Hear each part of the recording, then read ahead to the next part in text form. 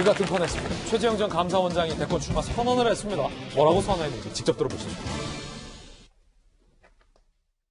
무너져가는 대한민국을 지켜만 보고 있을 수는 없었기 때문입니다. 임기를 끝까지 마치고 좋은 평판을 받는 사람으로 남느냐, 아니면 비난을 감수하고 대한민국을 위하여 나를 던질 것입니까? 저희 선택은 대한민국이었습니다. 탄핵, 적폐 수사, 현 정부의 무리한 검찰개혁, 저는 거기에 직접 관여하지 않았다. 정치적인 이해관계가 충돌하는 또 좀 자유로울 수 있다. 보다 안정적인 후보, 국민들의 힘을 통합할 수 있는 제가 비교 후보에 있지 않나. 최재형 전 감사원장이 탈원전 정책에 대해서 전면 재검토하겠다라고도 밝혔습니다. 잘못된 이념과 지식으로 절차를 무시하고 추진해온 탈원전 정책을 포함한 에너지 정책을 전면 재검토하고 국가 에너지 정책을 전면 재구축하겠다라고도 밝혔습니다. 박정화 전 대변인, 네. 어제 사실은 저희 채널A 메인 뉴스에 출연을 했거든요.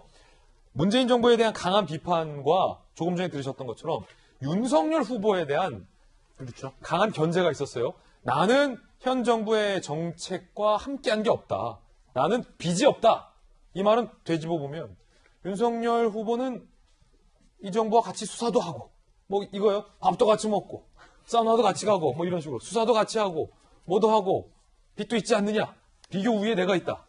그런 걸 어제 강조를 했어요. 채널A 뉴스에 나와서. 그러니까 오후에 있었던 출마 회견에서는 무너져가는 대한민국을 바로 세우겠다라고 하면서 내가 왜 출마를 했는지, 그리고 감사원장직을 바로 사퇴하면서 정치권에 들어올 수밖에 없었던 상황에 대해서 얘기를 하고, 저녁에 저희 채널A 뉴스에 나와서는 이제 본격적으로 윤석열 후보와의 대립각이 될 수 있는 그 지점을 분명히 얘기를 했습니다. 그러니까 나는 오히려 통합에, 그 다음에 이 정부 정책과는 반한 게 없고, 그 다음에 현재 있는 국민의힘의 지지층과 크게 문제가 될 게 없다라고 하면서 윤석열 총장에 대해 좀 각을 세웠죠. 이 말은 더 적나라하게 하면 문재인 정부의 적폐 수사하지 않았냐? 그런 질문이기도 합니까? 그거를 간접적으로 지금 내세우면서 그러니까 야권 국민의힘 지지 기반 중에서 그에 대해서 윤석열 총장이 적폐 수사를 하면서 두 전직 대통령이 지금 영어에 몸이 된 이런 상황에 대한 감정을 조금 북돋아서 본인의 지지 기반을 확대하고, 그다음에 서로 간의 두 후보 간의 차이점과 프레임을 만들기 위한 목적이 아니었나, 어제 그 뉴스를 보면서 저는 그렇게 생각을 했어요. 그래서 향후 두 후보 간에 어제도 굉장히 그 지지세 확대, 그리고 캠프 내 영입 인사를 가지고 여러 좀 발표들이 있으면서 이제 전선이 형성되고 있는데, 향후 이제 8월 말쯤 경선 레이스가 시작되기 전까지 당내 지지세, 그 다음에 향후 메시지, 지역 행보 등을 통해서 이제 분명한 자기 색깔들을 드러내는 행보들이 나올 거로 보여집니다. 최재형 후보가 어제 출마 선언을 하면서 애국가를 직접 독창을 했다고 하는데 들어보시죠.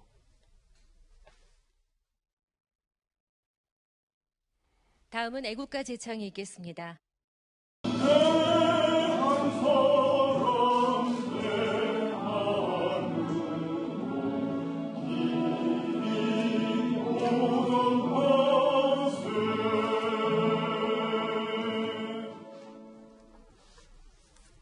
이재명 기자, 애국가를 불렀다라는 건 굉장히 좀 독특한데요?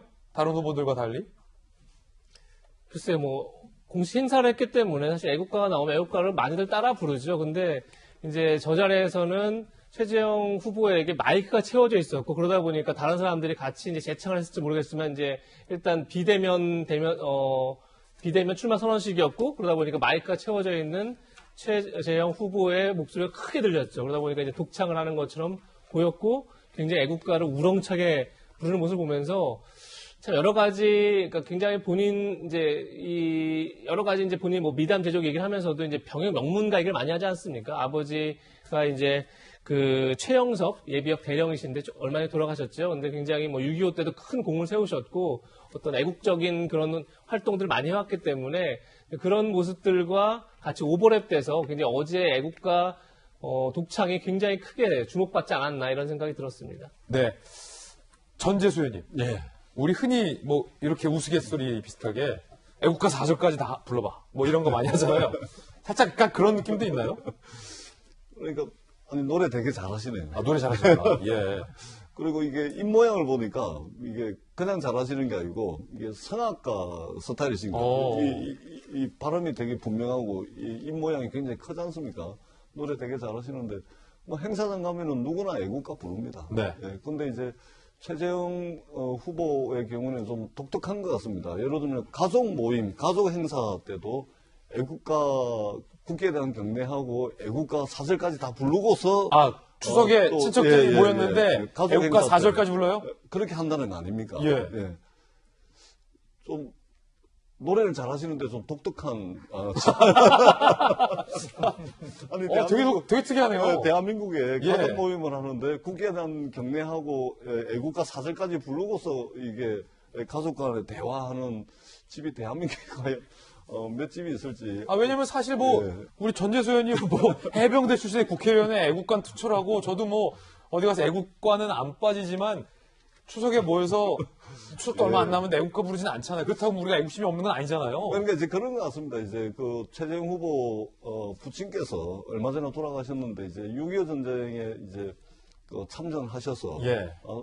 그 굉장히 큰 이제 공을 세운 거 아닙니까? 아마 그런 이제 집안 내력 때문에 아마 그러는 것 같은데, 근데 이제 그 일부 누리꾼들은 이제 감동했다, 뭐 이런 이야기 하시는 분들도 있고, 또 다른 분들은 야, 너무 이게 국가주의자, 또 전체주의자, 또 국수주의자 아니냐. 이게 뭐 어느 정도 돼야지. 무슨 가족 모임 하는 데까지 애국가 1절도 아니고 4절까지 다 부르냐. 4절까지 다 불러요? 이제 이런 이야기를 합니다. 예. 어떻든 뭐 노래 잘하시고, 대한민국 국민이라면 모든 행사에 또 애국가 부르는 것은 당연한 것이고. 당연하다. 저마다의 가슴 속에 애국심은 다 그럼요. 가지고 있는 것으로 그렇게 생각을 합니다. 예. 아, 독특하네요.